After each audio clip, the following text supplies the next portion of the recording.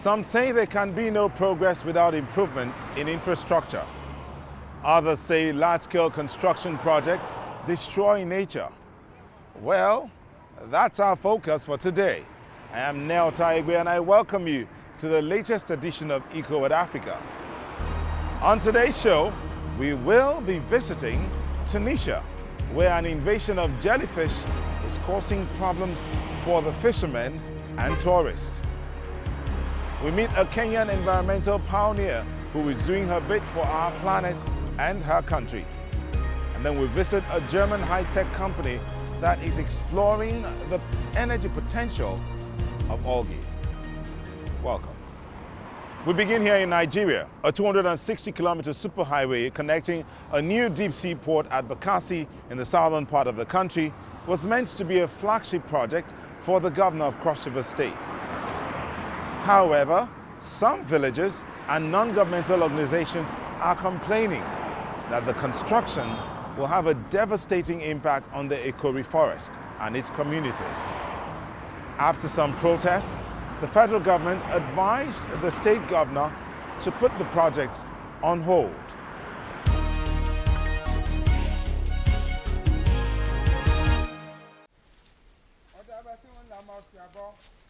Pius Olori learned to hunt with his father in the rainforest. He goes hunting 2 or 3 times each week. Each wild boar he bags will earn him around 80,000 naira, or 30 euros at the market. But today, he's going home empty-handed.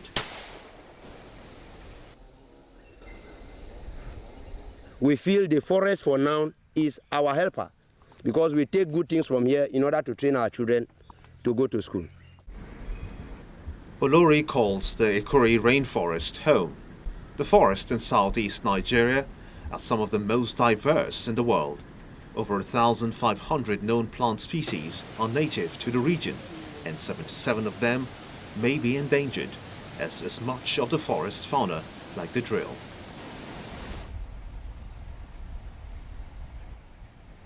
This natural paradise is in danger.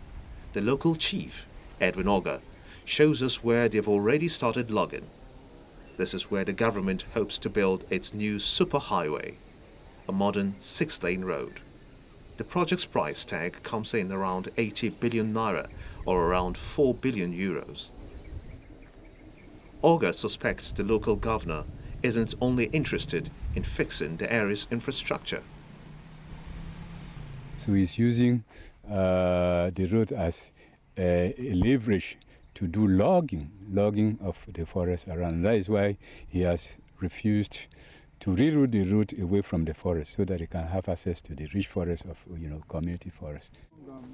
While the chief inspects the damages, he's approached by Josephine Ote. This used to be where her small tapioca garden was, but now little remains. Ote is a widow and the only breadwinner of her children. This garden used to be her main source of income, but the bulldozer made no exceptions. I begged them to listen, but they only said, "Sorry, these are the government's orders." Before the governor's bulldozer started rolling, he annexed the land with little regard to due process. Local authorities and residents had no say in the matter. But the annexation plans goes far beyond the 260 kilometers of the superhighway. It stretches 10 kilometers on both sides of the road, taking up a fourth of the entire estate. People of Ikori are ready to fight for their forest.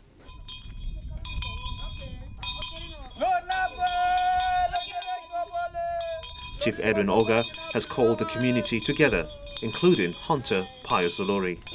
Together, they are planning a protest. They are incensed over the governor's decision to start logging without waiting for the required environmental impact assessment.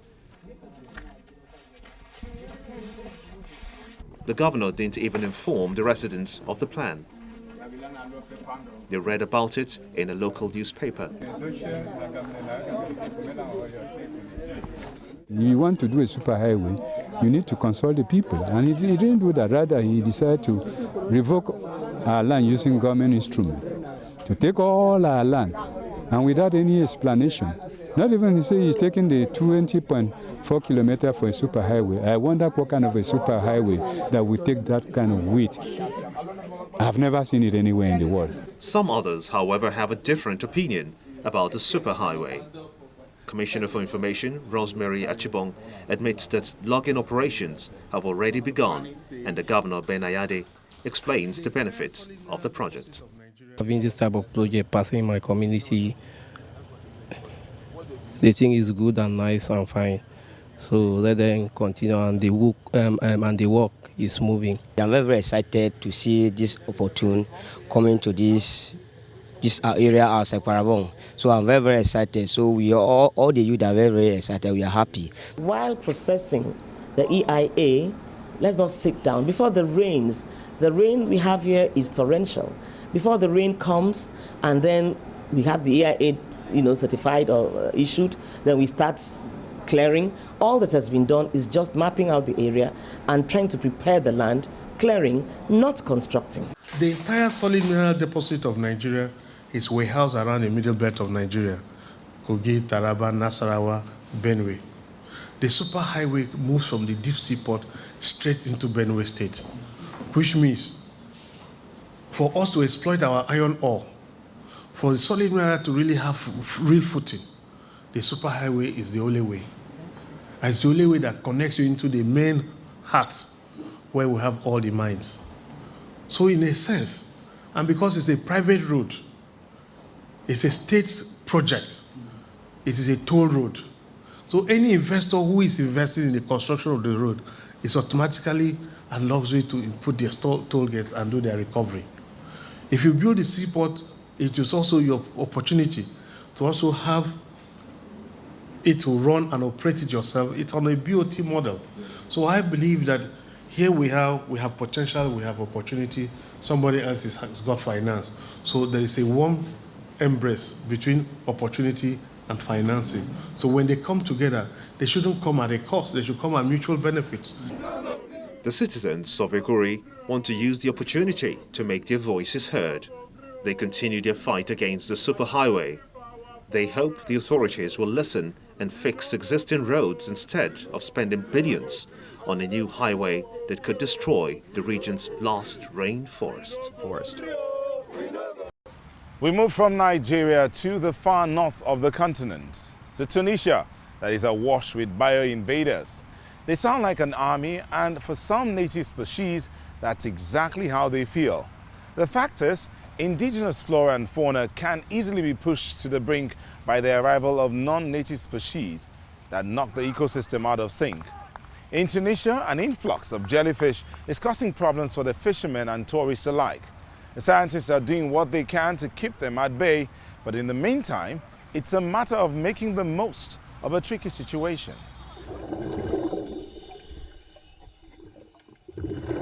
These are uncharted waters for the white-spotted jellyfish.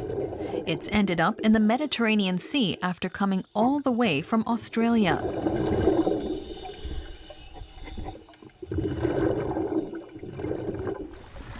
The arrival of new species has left scientists in Tunisia worried. Each week, they head out to sea to carry out tests. In 2012, they found this jellyfish in the Mediterranean Sea for the first time.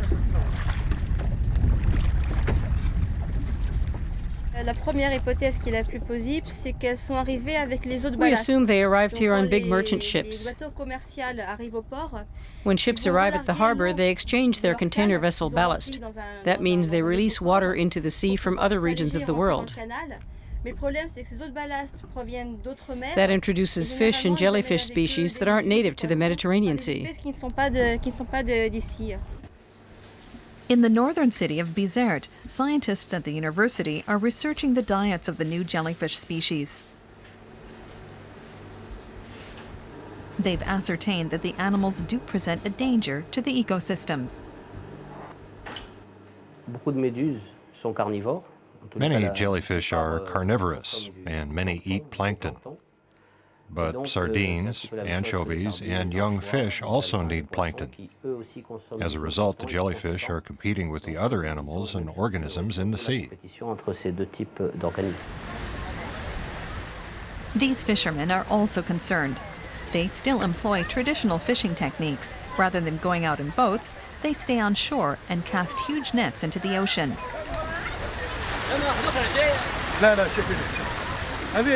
Today is a good day. They've caught more regular fish than jellyfish.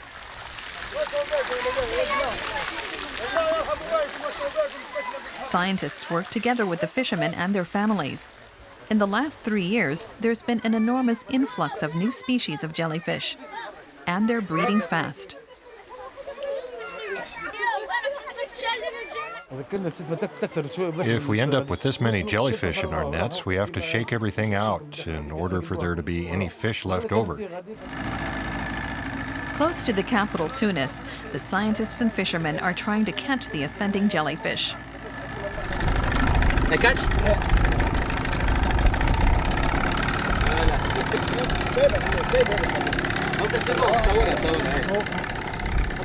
But with more and more jellyfish in these waters, is the answer to just get used to them?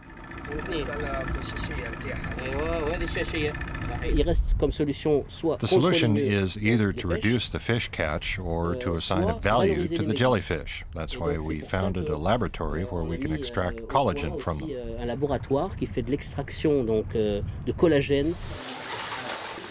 Jellyfish can in fact be used to produce collagen as an ingredient in commercial cosmetics. This practice is common all over the world, and demand is rising. But the jellyfish are causing big problems in another sector, tourism.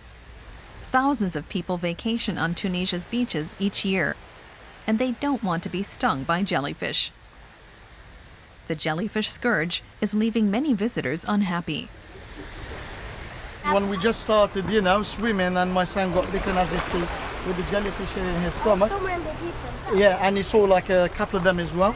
And my daughter got bitten as well. Which finger? Was it this one or that? This one here. Yeah. But now it's better. Yeah. So it's really, really stressful, really, to be honest with you. In response, the scientists have set up a series of nets along the beach. The aim is to keep the jellyfish away from swimming areas. They wait until sundown to cast their nets, when most of the tourists have returned to their hotels. They want visitors to return here and not to bring home stories of being stung by jellyfish. Scientists cannot predict whether the jellyfish population will continue to increase, but they're already speculating about what the future could hold.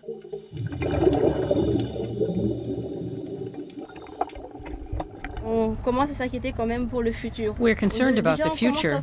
We're already beginning to see the effect of this scourge, and we're wondering whether what we're doing is enough, and whether the ecosystem will find a way of recovering. But that's all written in the stars.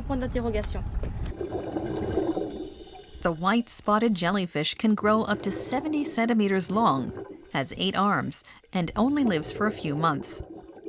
And it's already getting used to the colder water in this part of the world. Preserving nature has become one of the life works of Lorna Ruto. She runs a recycling business in Nairobi and lives by the motto, turn old into new by doing her bit in Kenya. She was recently named one of the most renowned environment pioneers in Africa.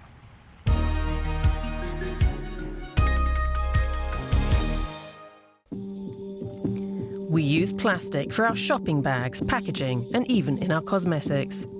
And it's causing huge problems for the environment. Plastic ends up in landfill and in our oceans, but takes centuries to decompose. Production of plastic rocketed to around 311 million metric tons in 2014. Lorna Ruto set up EcoPost to recycle Kenya's plastic. So far, they've recycled around 1,000 metric tons. They turn it into eco-friendly posts. Farmers are then able to use these plastic posts to protect their land, rather than cutting down trees for the traditional wooden ones.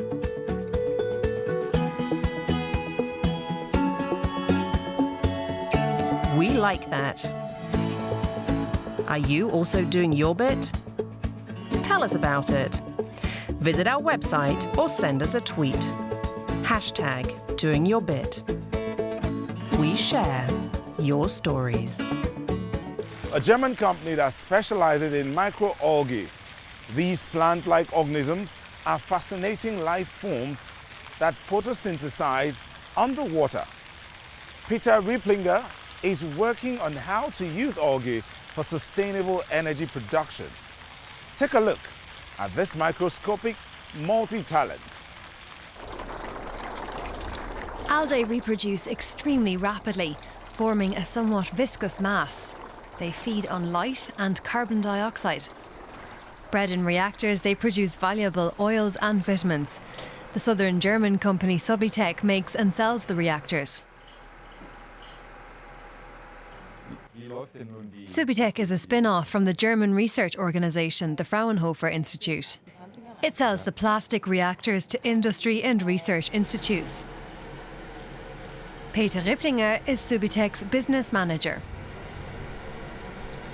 The reactor is a photobioreactor. The decisive factor is to provide the algae with light. We do that by feeding air through the floor of the reactor. The air rises and churns the fluid, and that ensures maximum exposure to light. You need a microscope to see the one-celled organisms. Algae's advantage over other crops is that they grow faster and produce more valuable materials.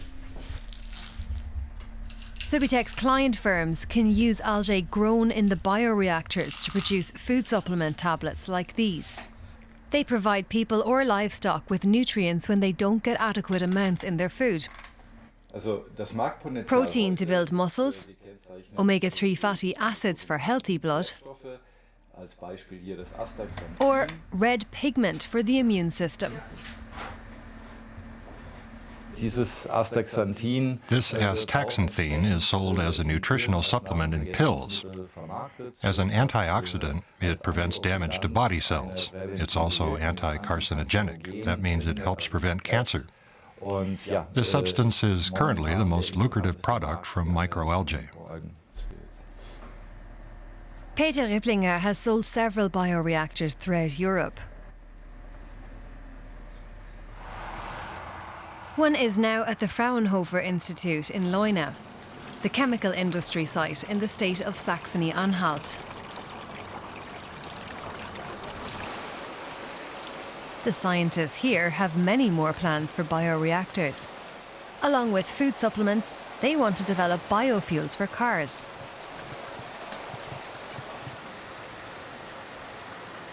Our biorefinery project aims not only to process the biomass we generate into biofuel,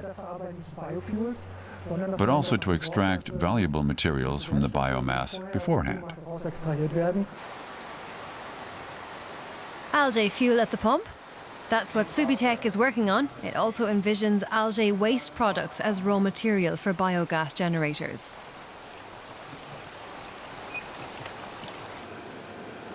The researchers think bioreactors could be the high-tech power plants of the future, but we are years away from that. For now, algae delivers nutrients, but growing it sequesters carbon dioxide, so one day it could be an ecological fuel for cars or provide green electricity. We go out to Europe, where solar paneling is becoming an added feature in the streets in Netherlands. Bike paths are harnessing the power of the sun, and the aim is to use existing surfaces such as roads, parking lots, or even industrial grounds to generate electricity. To some, it might seem like science fiction, but for the innovators of the project Solar Road, this is a vision for the near future. It might look like just any other bike path, but under this cycle lane in Cromony is something a little bit different. It's the world's first road to have solar cells underneath.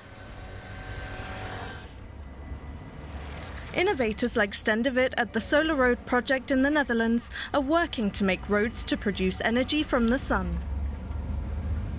We have more road surface in the Netherlands than we have rooftop area.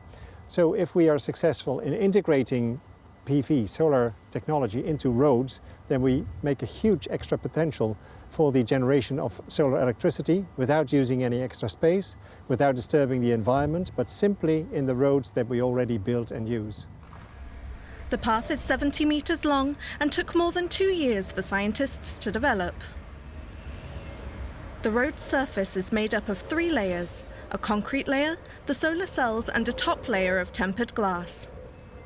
Sunlight that falls on the path's surface is absorbed by the solar cells and turned into electricity. Just meters away from the path is the smart box. Here, David can see how much energy the solar cells are generating. Since it was built in 2014, the surface has produced around 10 kilowatt hours, enough electricity for 3 Dutch households annually.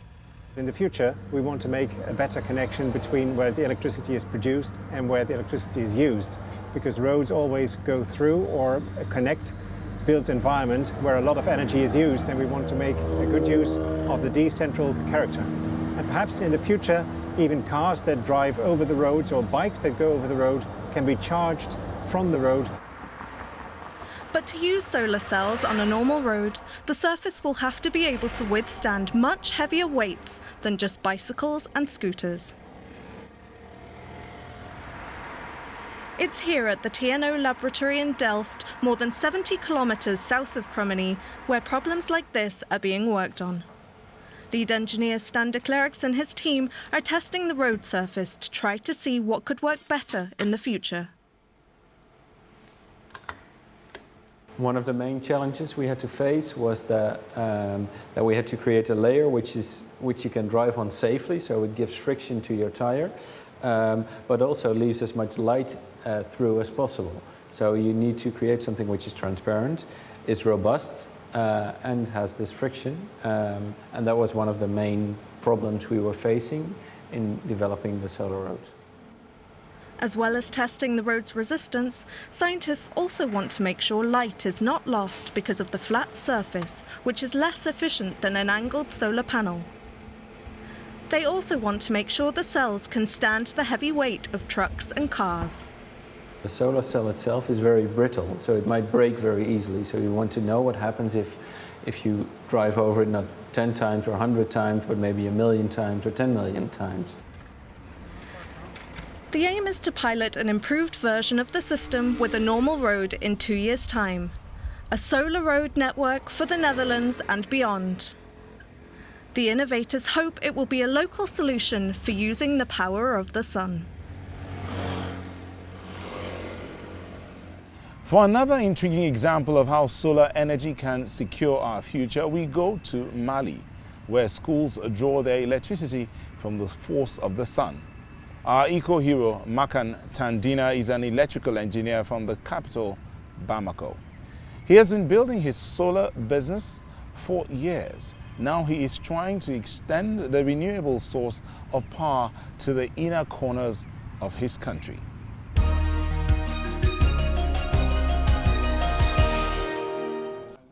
Dusk in the village of Farako. School ended many hours ago, but the children don't want to go home. This is where they can comfortably get their homework done in the evening. The village doesn't have any electricity, but the school now has these lights. They were installed here just recently. We are very happy that we have lights now. We can study here, and after dinner, we can come back here to play. The energy for the school comes from solar power. Engineer Makan Tandina is responsible for the project. After studying in France, he decided to bring his expertise back home. He could have taken his career a long way in Europe, but he's happy to be back in Mali. This is my baby. Even if I didn't finance it, it's my baby. I'm so excited that this project succeeded and that I was involved from the beginning to the end. Every time I see it, I'm really happy. I feel my time on this earth was worthwhile. Makan has to regularly check the system to ensure that it works properly.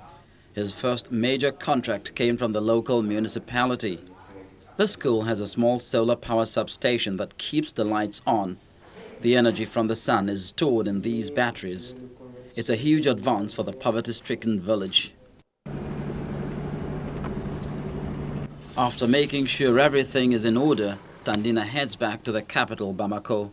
It takes him half a day to get there. Today he is lucky the ferry is fully operational. The day when the solar power plant was delivered was a different matter. The last time we came to install the equipment, we had to use canoes and then bring them back. It took us a long time and was really tiring. But that's part of our work. We're rural people and it's not easy to get to the remote villages.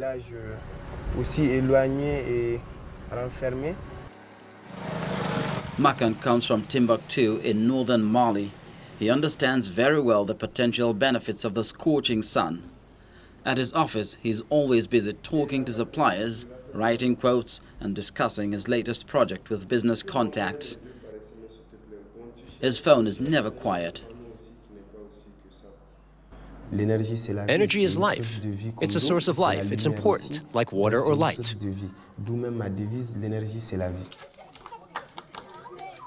Life here in Farako has drastically changed. The extra study time in the evenings has started to pay off.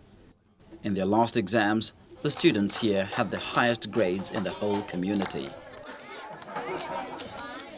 And that brings us to the end of this sun-filled edition of Eco Africa.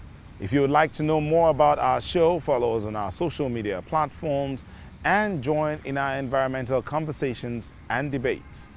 We will be back next week with more, but until then, tell us what you're doing to protect your own side of the environment, what you, your family, your friends, and your neighbors are doing. Use our website, and our email address is showing on your screen. Till next week, bye-bye.